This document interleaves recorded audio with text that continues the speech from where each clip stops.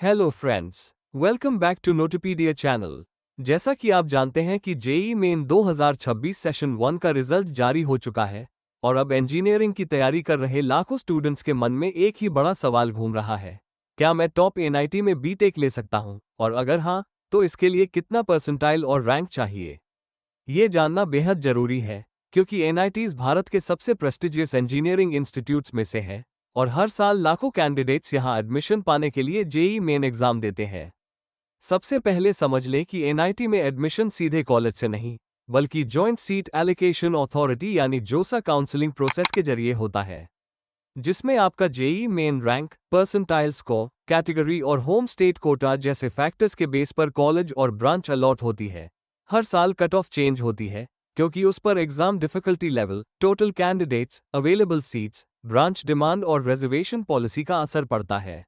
अगर आप top NITs में एडमिशन चाहते हैं, तो आपको काफी हाई परसेंटाइल टारगेट करनी होगी, जैसे एनआईटी तिरुचिरापल्ली और एनआईटी कर्नाटका में लगभग 99.9%, एनआईटी वारंगल में करीब 99.85%, एनआईटी रोरकेला में लगभग 99.7 से 99.8%, मोतीलाल नेहरू एनआईटी इलाहाबाद में 99.6 से 99.7%, एनआईटी कैलिकट में 99.5 से 99.6%, एनआईटी दिल्ली में 99.3 से 99.5%, सरदार वल्लभ भाई एनआईटी सूरत में 99.3 से 99.4%, एनआईटी जालंधर में 99.1 से 99.2% और एनआईटी पटना में लगभग 98.8 से 99.0% परसेंटाइल की जरूरत पड़ती है।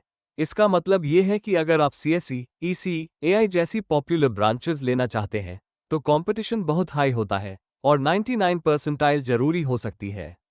हालांकि अगर आपका परसेंटाइल थोड़ा कम है, तो भी टेंशन लेने की जरूरत नहीं है, क्योंकि सही counselling strategy, smart choice filling और कोटा एडवांटेज के जरिए आप अच्छे एनआईटी और अच्छे ब्रांच पा सकते हैं। सबसे जरूरी बात यह है कि एनआईटी का कट ऑफ हर साल बदलता रहता है, इसलिए रिजल्ट आने के बाद जोसा के ओपनिंग क्लोजिंग रैंक और लेटेस्ट परसेंटाइल ट्रेंड्स को ध्यान से एनालाइज करके ही फाइनल डिसीजन लेना सबसे बेस्ट तरीका होता है। ऐसी ही लेटेस्ट एजुकेशन न्यूज़ के लिए वीडियो को लाइक करें, दोस्तों के साथ शेयर करें और नोटपीडिया चैनल को सब्सक्राइब करना न भूलें। All the best.